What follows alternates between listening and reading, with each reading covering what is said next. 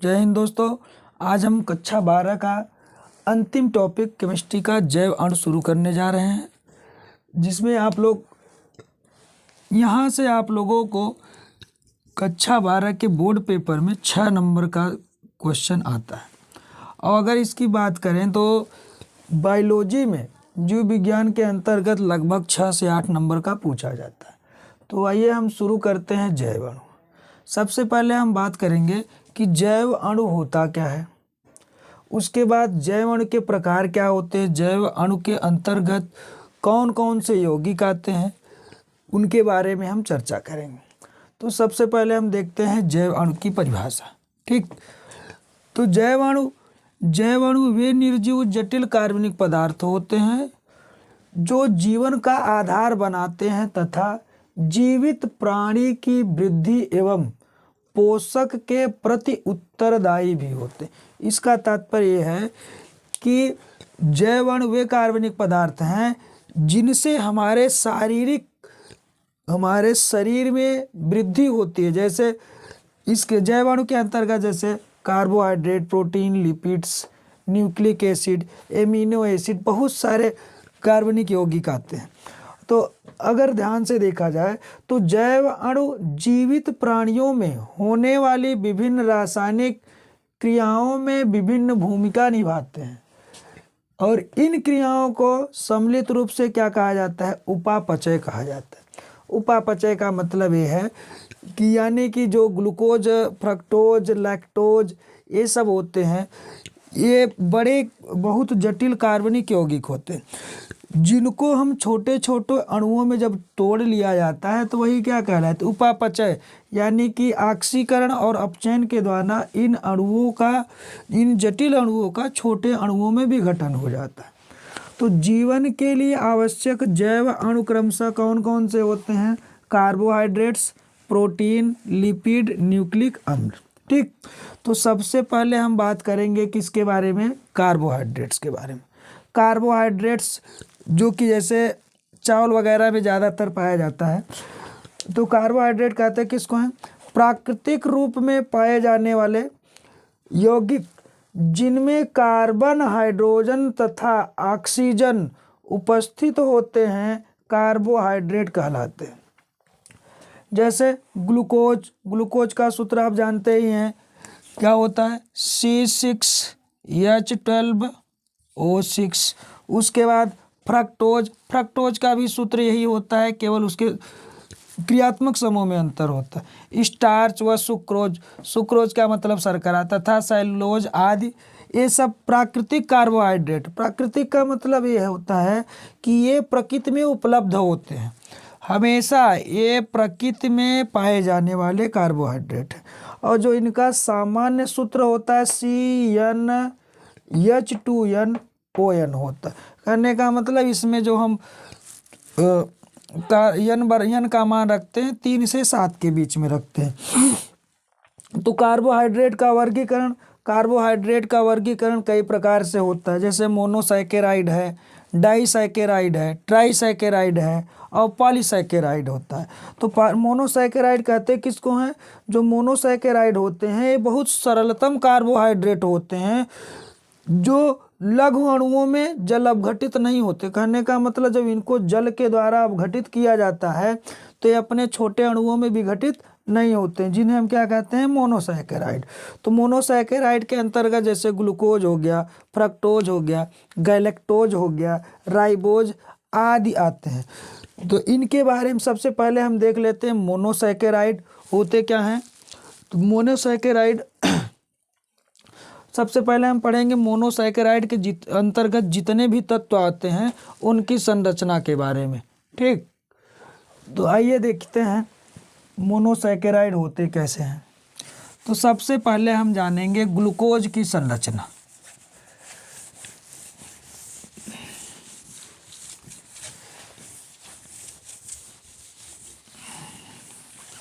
देखिए, ग्लूकोज का अणुसूत्र होता है, ग्लूकोज का जो अणुसूत्र होता है C6H12O6।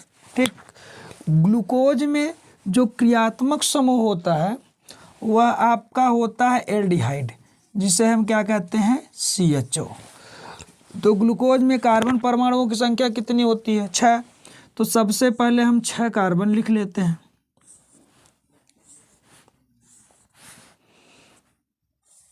ठीक, अब पहले कार्बन से हम एल्डिहाइड को जोड़ देते हैं, पहले कार्बन से एल्डिहाइड को जोड़ देते हैं। ठीक,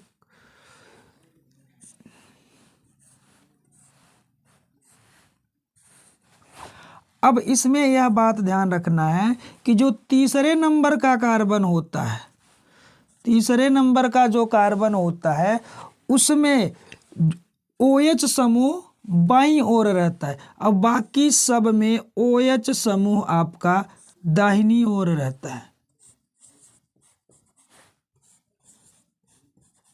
और यहाँ आपका जुड़ता है CH2OH। इस तरफ हो जाएगा हाइड्रोजन, इस तरफ हो जाएगा हाइड्रोजन, और तीसरे कार्बन का जो OH समूह होता है वह हमेशा चला जाता है बाईं ओर, तो यहाँ से जुड़ जाएगा हाइड्रोजन। तो यह ग्लूकोज की संरचना है, सामान्य संरचना। तो ग्लूकोज की संरचना। ठीक, अब अगर ग्लूकोज का हम देखें चक्रीय संरचना, चक्रीय संरचना, तो इसमें होता क्या है, ग्लूकोज परिवर्तित जो यहाँ इसका जो पहला कार्बन है और 5वां कार्बन, इसमें से एक हाइड्रोजन का स्थानांतरण हो जाता है जो एल्डिहाइड के ऑक्सीजन परमाणु के साथ जुड़ जाता है। तो देखिए इसका जो संरचना सूत्र हो जाता है, चक्रीय संरचना सूत्र, वो कुछ इस प्रकार से होता है। 6 कार्बन हो गए, 6वें कार्बन में CH2OH, और जो 5वां कार्बन है और इधर का पहला कार्बन है, तो ये H तो है, ये है H इधर बाईं ओर चला आता है, O से जुड़ जाएगा ये वाला हाइड्रोजन, तो यहाँ हो जाएगा OH, और इस कार्बन का एक बंध अधूरा है, तो यह जुड़ जाएगा किसके साथ, ऑक्सीजन के साथ, और बाकी जितने भी परमाणु जैसे हैं वैसे ही रहते हैं। इस प्रकार से ये हमारा प्राप्त हो जाता है ग्लूकोज की चक्रीय संरचना, ग्लूकोज की चक्रीय संरचना। ठीक, तो इसको हम कहते हैं alpha D glucose, alpha D glucose. अब अगर ये पहले कार्बन का जो हाइड्रोक्साइड या हाइड्रोक्सिल समूह है, अगर वह बाईं ओर आ जाए, पहले कार्बन का जो हाइड्रोक्सिल समूह है अगर वह बाईं ओर आ जाता है तो उसे हम कहते हैं बीटा डी ग्लूकोज। तो यहाँ कार्बन, कार्बन 2, 3, 4, 5, 6, तो यहाँ से CH2OH जुड़ा है, 5वें से जुड़ जाएगा आपका ऑक्सीजन इस प्रकार से, और ये हाइड्रोजन को हम दाहिनी ओर कर देते हैं, OH को कर देंगे बाईं ओर, और इस प्रकार से जो संरचना प्राप्त होती है उसे हम कहते हैं बीटा डी ग्लूकोज। इस संरचना का नाम है बीटा डी ग्लूकोज। ठीक, अब इसके बाद इसे हम कहते हैं चक्रीय संरचना यानी साइक्लिक स्ट्रक्चर। अब अगर हम बात करें इसके फिशर प्रोजेक्शन की ना, फिशर प्रोजेक्शन, फिशर प्रोजेक्शन, तो फिशर प्रोजेक्शन में होता क्या है कि जो कार्बन हम बीच में लिखते हैं, कार्बन को डिनोट करते हैं, उसको हम कार्बन न लिख करके सीधे डॉट से प्रदर्शित करते हैं। जैसे देखिए यहाँ कितने हैं, 1 2 3 4 5, तो इसको हम ऐसे लिख देते हैं 1 2 3 4 5 हो गया। अब बीचों बीच ऐसे जहाँ जहाँ कटान बिंदु है वहाँ हो जाता है कार्बन। तो यहाँ लगा दो भैया क्या, CH2OH। यहाँ क्या, यहाँ से जुड़ जाएगा कौन, ऑक्सीजन ना, ऑक्सीजन जुड़ गया। और यहाँ हो गया OH, यहाँ OH, यहाँ पर हो जाएगा H, यहाँ पर OH, और फिर H OH, यहाँ पर हो जाएगा H, यहाँ पर हो जाएगा H। यह है फिशर प्रोजेक्शन। ठीक, किसका है भैया, अल्फा डी ग्लूकोज का, अल्फा डी ग्लूकोज। बीटा का भी सेम वही रहेगा, केवल अंतर रहेगा किसमें, OH परमाणु में, इसकी डायरेक्शन में। तो यहाँ हम कर दें OH, यहाँ कर दें H, 2 हो गया, 3 हो गया, 4 हो गया, 5 हो गया, नीचवा तो 6 ही रहेगा OH। ठीक, तो यहाँ हो जाएगा हाइड्रोजन, यहाँ OH, यहाँ H, यहाँ OH H, फिर OH, फिर H। अभी ई जुड़ेगा ऑक्सीजन आराम से, किससे, 5वें नंबर से, 1 2 3 4 5, सही तो है ना। तो ये हो गया क्या, बीटा डी ग्लूकोज। ये है आपके फिशर प्रोजेक्शन, फिशर प्रोजेक्शन। वैसे चाहे ये याद कर रखिए, चाहे ये याद रखिए, इसमें कोई दिक्कत नहीं है। अब इसके बाद अगर जिसको स्क्रीनशॉट लेना हो तो भैया ले सकता है। तो इसके बाद हमको पढ़ना है इसकी हावर्थ संरचना। हावर्थ संरचना देख लीजिए।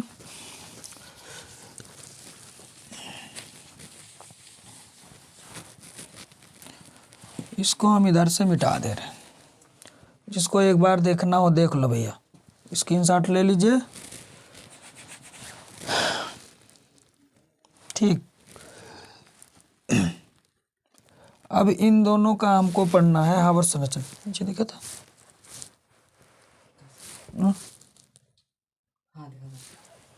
चलिए देखिए भाई, हावर्थ संरचना हम बनाते हैं फ्यूरान के अकॉर्डिंग। क्योंकि अगर ध्यान से देखा जाए तो इसकी चक्रीय संरचना में कुल परमाणुओं की संख्या कितनी है, तो अगर काउंट करें तो 1 2 3 4 5 और एक ऑक्सीजन 6। तो 6 से हमको याद आता है जो विषम चक्रीय यौगिक होते हैं, जैसे पायरॉन ना, पायरॉन का सूत्र होता है, यहाँ एक ऑक्सीजन रहता है और बाकी सब जगह कार्बन रहते हैं, ये जुड़ा रहता है डबल बंध से। तो इसको हम क्या कहते हैं, पायरॉन कहते हैं। क्या कहते हैं, पायरॉन। तो इसी के अकॉर्डिंग हम इनकी क्या बनाते हैं, हावर्थ संरचना। हावर्थ संरचना का मतलब होता है कि हावर्थ नामक वैज्ञानिक ने इनकी संरचना को एक दूसरे तरीके से प्रदर्शित किया था, इसलिए उनको क्या कहते हैं, हावर्थ संरचना कहते हैं। तो हावर्थ संरचना हम देख लेते हैं सबसे पहले किसकी, अल्फा डी ग्लूकोज की। अल्फा डी ग्लूकोज की हावर्थ संरचना बनाने के लिए हम सबसे पहले क्या करते हैं कि इसमें जितने भी कार्बन परमाणु तथा ऑक्सीजन परमाणु हैं उनको एक व्यवस्थित तरीके से बना लेते हैं। जैसे देखिए यहाँ लगा दें हम क्या है, ऑक्सीजन। तो ऑक्सीजन से कितने कार्बन अटैच हुए हैं, 5। तो यहाँ पर हो जाएगा पहला कार्बन, ये हो गया आपका दूसरा, ये तीसरा। तो 1 2 3 4, एक इधर चला आया 5, 1 2 3 4 5 6 हो गया।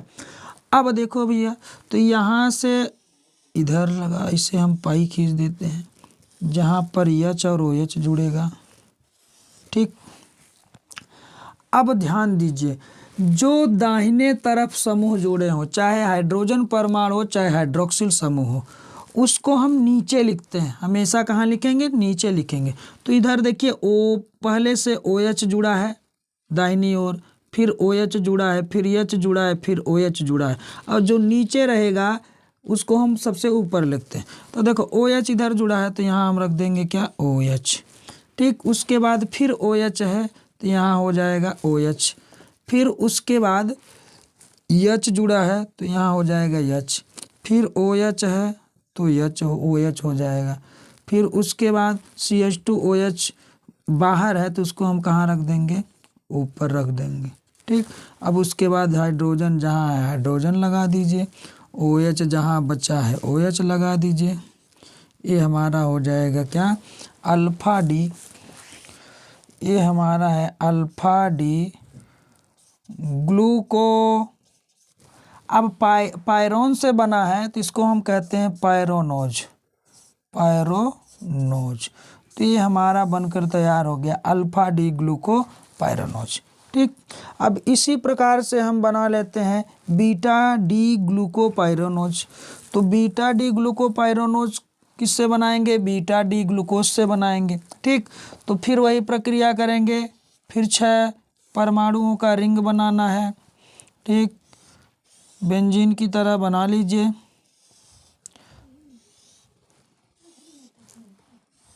और ऐसे जोड़ते चले जाओ भैया ना। तो यहाँ हाइड्रोजन कहाँ है, नीचे है, दाहिनी ओर है, तो OH दाहिनी ओर है, फिर हाइड्रोजन दाहिनी ओर है, फिर OH भी दाहिनी ओर है। ठीक, और CH2OH कहाँ है, बाहर है, तो इसको हम कहाँ कर देंगे, ऊपर। अब बाकी सब हाइड्रोजन ऐसे लगाते चले जाओ। यहाँ हो जाएगा OH, यहाँ H हो जाएगा और यहाँ पर हो जाएगा OH। तो इस प्रकार से ये हमको क्या मिल गया, बीटा डी ग्लूको पायरोनोज, पायरोनोज। ठीक, ये हमारा हो गया ग्लूकोज की चक्रीय संरचना एवं हावर्थ संरचना। इसको कहते हैं Haworth structure, Haworth structure, Haworth structure देखा था।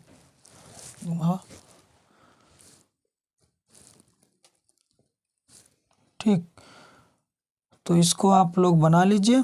ये है हावर्थ स्ट्रक्चर किसका, अल्फा डी ग्लूकोज का, और ये बीटा डी ग्लूकोज का क्या है, हावर्थ स्ट्रक्चर। ठीक, इसको आप लोग बना लीजिए। अब इसके बाद हमको पढ़ना है ग्लैक्टोज। ग्लैक्टोज का अणुसूत्र सेम वही रहता है C6H12O6, बट इसके संरचना सूत्र में थोड़ा डिफरेंस होता है। एल्डिहाइड समूह इसमें भी होता है, लेकिन यहाँ जो तीसरे कार्बन का OH समूह है वो जो बाएं तरफ रहता है, इसके साथ साथ तीसरे और चौथे का भी, किसमें, तीसरे और चौथे का OH समूह बाईं ओर चला जाता है, किसमें, ग्लैक्टोज में। तो ग्लैक्टोज की संरचना हम देख लेते हैं।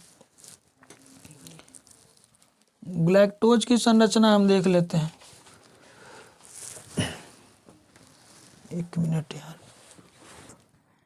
Galactose, structure of galactose. ठीक, मॉलिक्यूलर फार्मूला इसका होता है C6H12O6। और जो फंक्शनल ग्रुप होता है इसमें वही जो ग्लूकोज का होता है, एल्डिहाइड CHO। डिफरेंस होता है तीसरे और चौथे कार्बन के हाइड्रोक्सिल समूह में। तो फिर देख लो भैया, 6 कार्बन, यहाँ CH2OH ना, 5वां कार्बन OH, इधर H, यहाँ ये चौथा है तो इधर हाइड्रोजन, तीसरे पर भी हाइड्रोजन, OH बाईं ओर खिसक जाता है, यहाँ लगेगा क्या, OH, और यहाँ लगी हाइड्रोजन। ठीक, 1 2 3 4 5 6 है। ये सामान्य संरचना है। कार्बन काउंट कर ले, 1 2 3 4 5 6 हो गया। अब इसका हम चाहे बना ले हावर्थ, पहले चक्री बना लीजिए। चक्री में करना क्या है, बस वही 5वें और पहले से जुड़ जाएगा कौन, ये हाइड्रोजन का स्थानांतरण होता है, हाइड्रोजन चले जाएगा ऑक्सीजन के पास और ऑक्सीजन और कार्बन से बंध बन जाएगा। ठीक, तो चलिए देखो भैया, कार्बन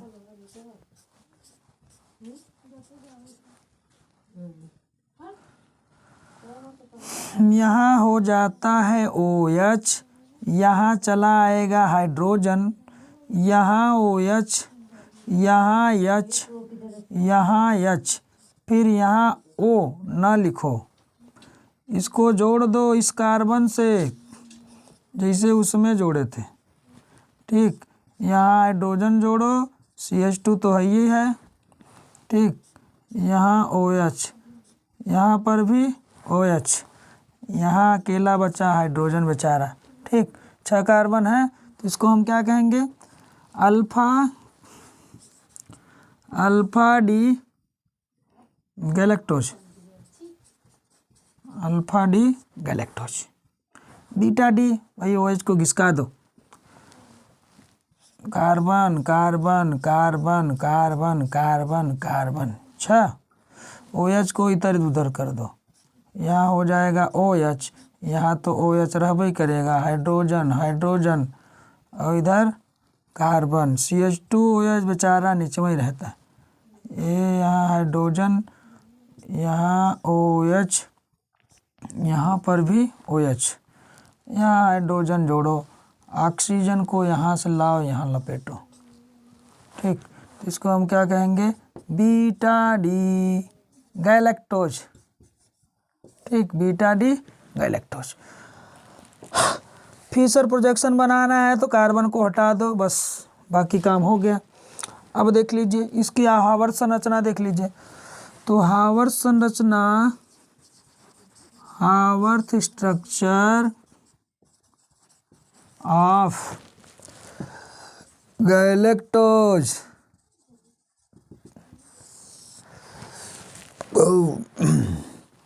फिर बनाओ भैया बेंजीन रिंग की तरह,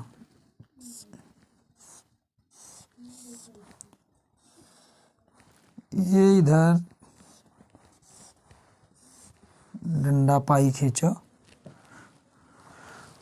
OH दाहिनी ओर है तो OH लगाओ, फिर OH है तो OH, फिर हाइड्रोजन है हाइड्रोजन, हाइड्रोजन है हाइड्रोजन, CH2 OH, यहाँ हाइड्रोजन रहेगा तो यहाँ पर भी OH, यहाँ पर OH लग जाएगा ना, सही तो है ना। हाँ, अब यहाँ हाइड्रोजन, यहाँ हाइड्रोजन, ये आपका हो गया alpha D galactose, galactopyranose, pyranose, galactopyranose. अब बीटा डी गैलेक्टो पायरेनोज बना लो, तो यहाँ ऑक्सीजन, इधर बेंजीन रिंग, ये छापो इसे। ठीक, अब बीटा वाले के पास जाओ, हाइड्रोजन कहाँ है, दाहिनी ओर, तो बना दो नीचे, OH कहाँ है, दाहिनी ओर, तो बना दो नीचे, हाइड्रोजन नीचे है, हाइड्रोजन नीचे है, CH2 बाहर है तो कहाँ जाएगा, ऊपर, यहाँ हाइड्रोजन, यहाँ OH, यहाँ पर भी OH, यहाँ हाइड्रोजन, यहाँ OH। इसको हम क्या कहेंगे, बीटा डी गैलेक्टो, गैलेक्टो पायरोनोज, गैलेक्टो पायरोनोज, अंग्रेजी देख लेना भैया अपना, पायरोनोज। ठीक, ये बना लीजिए भैया स्ट्रक्चर ऑफ गैलेक्टोज, गैलेक्टोज की संरचना। ये है आपका चक्रीय संरचना गैलेक्टोज की, अल्फा डी गैलेक्टोज और beta D galactose. Alpha D galactose उसे कहते हैं जब हाइड्रोक्सिल समूह दाहिनी ओर रहता है तो उसे हम कहेंगे अल्फा। कौन सा, पहले कार्बन का। ठीक, अगर पहले कार्बन का OH समूह दाहिनी ओर रहता है तो अल्फा डी गैलेक्टोज, और अगर पहले कार्बन परमाणु का हाइड्रोक्सिल समूह बाईं ओर चला जाता है तो उसे हम क्या कहते हैं, बीटा डी गैलेक्टोज। इसको इसको डी फॉर्म भी कहते हैं, इसको एल फॉर्म भी कहते हैं। डेक्स्टोरोटेटरी, लियोरोटेटरी, ठीक, दक्षिणावर्त घूर्णक और वामावर्त घूर्णक। इसको प्लस डी गैलेक्टोज कहेंगे, इसको माइनस डी गैलेक्टोज कहेंगे। जो लिखना हो लिख लो। अब इसके बाद हम बात करते हैं फ्रक्टोज की, ठीक, इतना आप लोग लिख लीजिए। उसके बाद हम बात करेंगे किसके, फ्रक्टोज के, ठीक। चलिए इसको हम मिटा देते हैं, ठीक।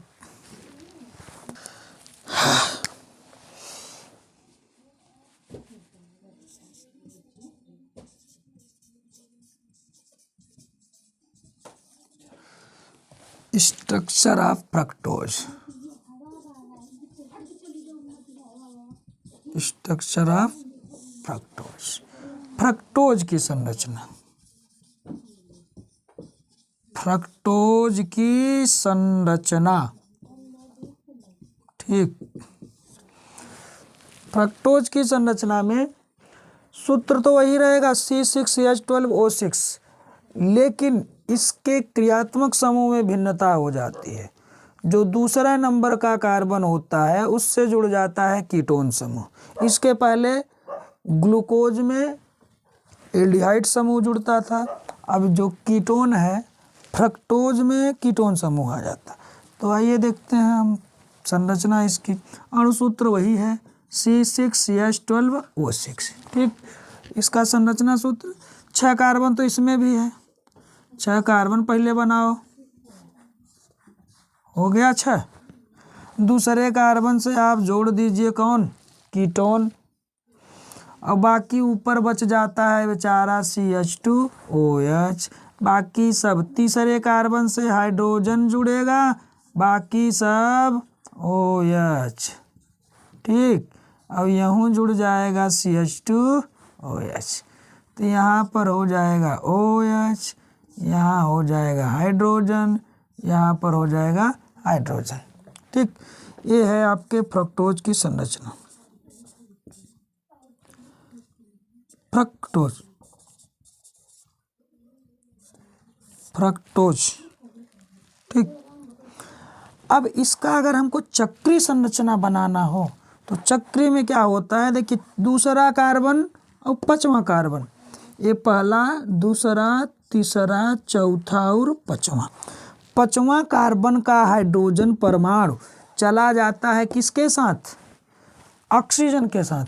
जब ऑक्सीजन के साथ चला जाता है तो कार्बन और 5वें कार्बन, दूसरे कार्बन और 5वें कार्बन के बीच ऑक्सीजन जुड़ जाता है। तो देखो भैया, तो यहाँ हो जाएगा CH2OH, उसके बाद कार्बन, ठीक।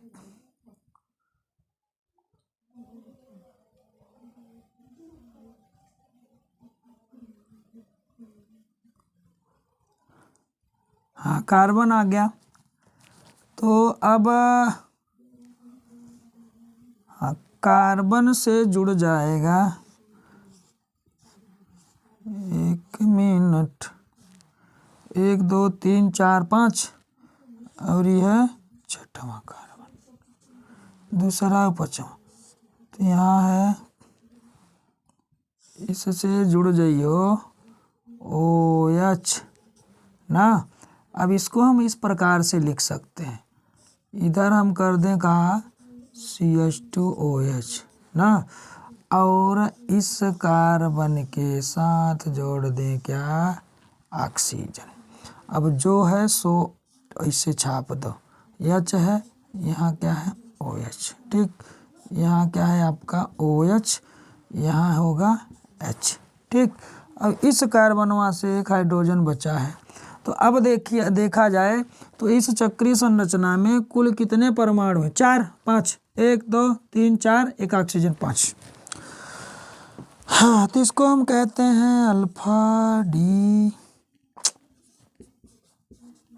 फ्रक्टोज, अल्फा डी फ्रक्टोज, ठीक।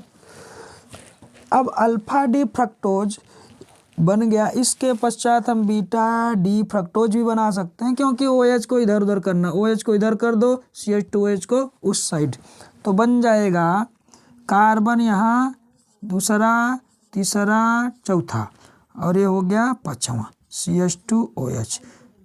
चौथे पाँचवें से जुड़ेगा कौन, ऑक्सीजन वाला जुड़ गया, तो इधर हम जोड़ दें क्या CH2OH, और ये OH को हम क्या कर दें बाईं ओर, तो बाकी जो सेम है वैसे रख दो ना। यहाँ OH जुड़ जाता है, यहाँ जुड़ जाता है हाइड्रोजन, ठीक, और यहाँ पर जुड़ जाएगा हाइड्रोजन।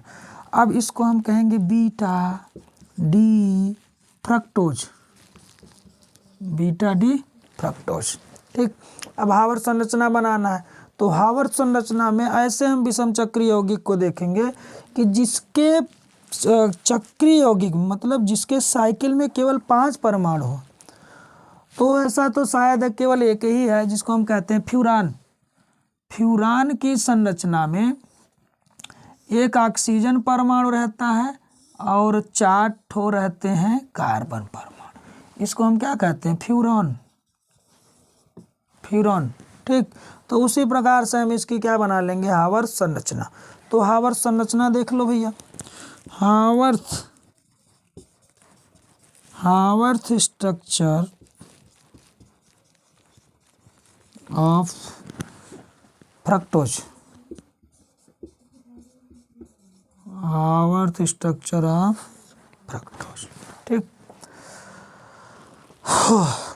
तो देखिए 4, पहले ऑक्सीजन को देखो भैया, इसको ऐसे बना, ऑक्सीजन यहाँ लगा दो, एक कार्बन इधर,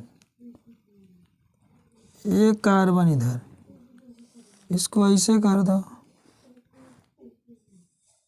तो 5 तो हो गया, 1 2 3 4 5, यहाँ ऐसे ऐसे ऐसे, ठीक। तब जोड़ दो, पहले किसका बना ले अल्फा डी फ्रक्टोज का, तो ये दाहिनी तरफ है तो OH जोड़ दो, हाइड्रोजन है हाइड्रोजन जोड़ दो, OH है OH जोड़ दो, ये बाहर है, ओ 1 2 3 4 5 ना, तो ACH2OH है ऊपर हो गया, ठीक। अब उसके बाद ये कहाँ है नीचे, तो ये चला जाएगा ऊपर, इसके साथ हाइड्रोजन है, यहाँ हाइड्रोजन हो जाएगा, यहाँ OH जुड़ जाएगा, तो इसको हम कह देंगे क्या अल्फा डी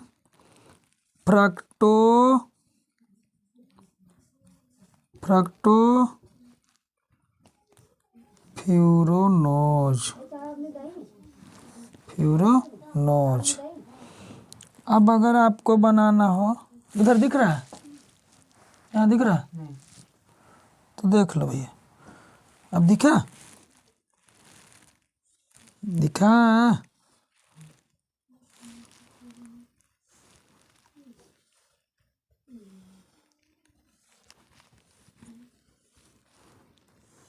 ठीक। तो यहाँ अब इसका अगर देखेंगे बीटा का, तो CH2OH दाहिनी ओर है, तो यहाँ CH2OH नीचे, H दाईं ओर है तो नीचे, OH दाहिनी ओर तो नीचे, CH2OH बाहर है तो ये ऊपर भागेगा, बाकी हाइड्रोजन यहाँ H रहेगा, ठीक। OH और फिर यहाँ क्या आ जाएगा, इसको हम कहेंगे बीटा डी फ्रक्टोफ्यूरेनोज, ठीक। ये है आप 3 संरचना आज हम पढ़ चुके हैं, ग्लूकोज, गैलेक्टोज और फ्रक्टोज। आप जानते हैं कि ग्लूकोज में जो क्रियात्मक समूह होता है वो एल्डिहाइड होता है, फ्रक्टोज में क्रियात्मक समूह कीटोन होता है। ग्लूकोज और जो गैलेक्टोज होते हैं उनमें तीसरे और चौथे कार्बन परमाणु में भिन्नता होती है, जो तीसरे ग्लूकोज में तीसरे कार्बन का जो हाइड्रोक्सिल समूह होता है बाईं ओर रहता है, और गैलेक्टोज के तीसरे और चौथे दोनों का हाइड्रोक्सिल समूह बाईं ओर रहता है। और कीटोन में जो फ्रक्टोज समूह होता है, उस फ्रक्टोज होता है उसका संरचना अणुसूत्र C6H12O6 होता है, और इसमें दूसरे कार्बन से कीटोन समूह जुड़ा होता है, कीटोन समूह जुड़ा होता है, और बाकी सब संरचना इसकी सेम होती है। इसमें जो हावर संरचना होता है उसमें जो रिंग के परमाणु होते हैं वो 5 होते हैं, ऑक्सीजन और 4 हाइड्रोजन।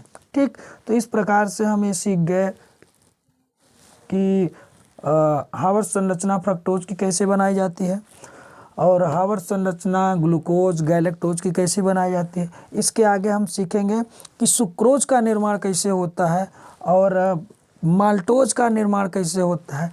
ये सब तो थे ग्लूकोज गैलेक्टोज फ्रक्टोज मोनोसैकेराइड। अब इसके आगे हम पढ़ेंगे डाइसैकेराइड, जिसमें सुक्रोज वगैरह सब इनकी संरचना और इनके हावर संरचना का अध्ययन किया जाएगा। ठीक है, तो आज के लिए बस इतना। जय हिंद।